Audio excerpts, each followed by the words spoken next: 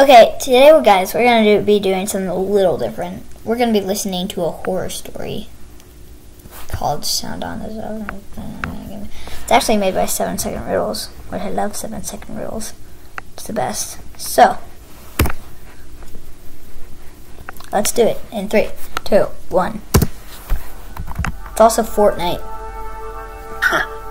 It's probably hard to find a person who doesn't know what Fortnite is. I had known of Fortnite for a couple of years. Just saw people mentioning it here and there. For some reason, I never actually played it until my best friend sort of forced me to set it up on my computer and play with them.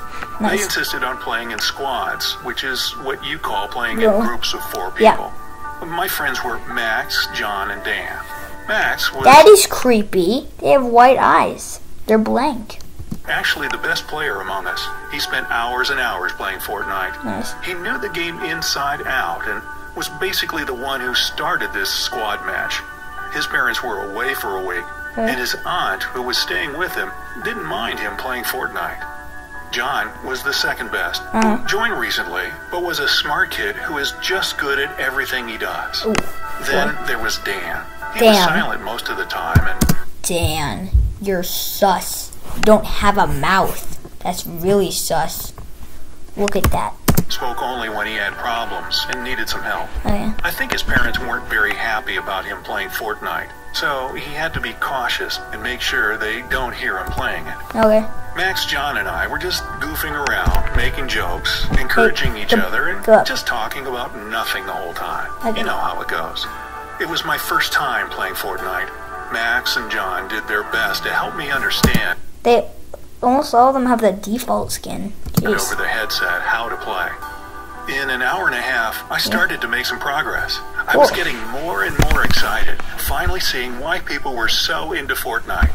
At some point, I realized that Max, our best player, was silent for a minute or so. When was this made? 2018. Long time ago. From the start, he was the one who was Wait, he was silent for a minute? Leading us from one point to another. But now, he stopped dead in his tracks. His character just stood still. Max, what are you doing? Move, John said, sounding annoyed. But his character continued to stand still in one place. That's creepy. Max hadn't replied, but his mic was on, and I could definitely hear some background noise coming from his end. John, me, and Dan were all telling Max to move, or we would just ditch him if he had decided to take a break and watch a movie or something. I picked up my phone to call his house, and right when I was about to do that, a dreadful, almost painful loud scream came from Max's mic. It didn't sound like he was screaming into the mic or anything. It seemed like he was somewhere in the room a couple of meters away. I was horrified, too scared to say anything and waiting for Max to laugh and tell us what a fun prank he'd played on us. A couple of seconds later, we heard a door slam shut. When I heard the door, I told the others I would call Max right away and turned off my console. Worried sick and with shaking hands, I dialed Max 5 times, but he never picked up. I left messages telling him if he was trying to fool us, I would never talk to him ever again. Whoa, feisty. 10 minutes passed with no response. So I decided to take my parents' car and drive to his house. What are you doing? You're wasting gas. He's dead, obviously. Have you ever seen a horror movie? Only 10 minutes away. I told my mom I had to pick up a school project for Max and would be back soon. When I got to his house, there were no cars in the driveway, but the front door was wide open. The lights were on in the house. I parked and ran into the house, shouting Max's name and searching for him. Have you ever seen a horror movie? Don't go in there. How stupid of me. What if something terrible had happened and the responsible person was still in the house? At the time, I didn't think about that. I was just worried sick for Max. Suddenly, I heard Max screaming back from somewhere upstairs. I followed his voice and found him in the bedroom, hiding in the wardrobe. He whispered for me to hide. I refused and told him to get out and tell me exactly what happened. Creepy. He whispered that there was someone in his bedroom.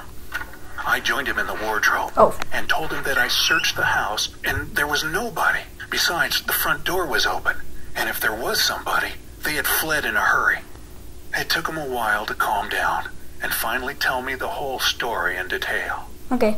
He said that when he was playing Fortnite with us, he suddenly heard a tiny tap under his bed. Oh, look. He went to look underneath the bed, only to find a grown woman hiding underneath. Oh. That's when he threw his headset on the bed and screamed while backing into the corner. Oh. The woman What the? from under his bed, holding a kitchen knife in her hand. Max was paralyzed in fear in the corner. She put her finger to her mouth, gesturing him to stay quiet, and then walked straight out of the bedroom. What the heck? I stood there still, feeling terrified for my friend, and at that point for myself as well.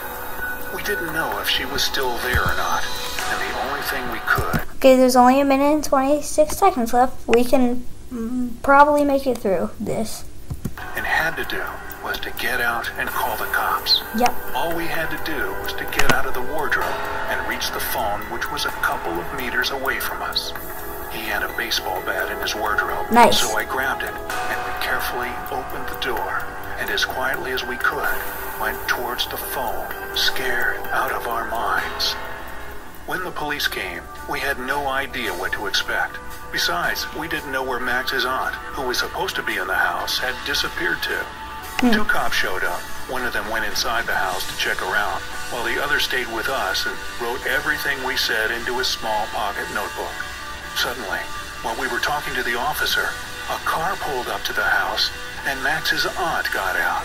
Turned out, she went to the shop to buy some ice cream. Nice. After the police left, I went back home and checked every corner of my room just in case. That night, and a couple of nights after, I slept with the lights on. The police never found that woman. We still play Fortnite together because it's just impossible not to. Yeah. Max is still the best, and I'm close to being the second best. Cool. I feel much better and have slept with the lights off for several weeks now. Oh.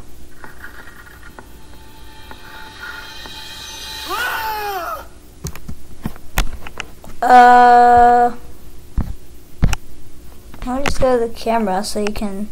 Nope, not that. I'll just go to my camera so you can see my face. I'm very disturbed. Thank you for ruining my childhood. Have a good and non-scary day.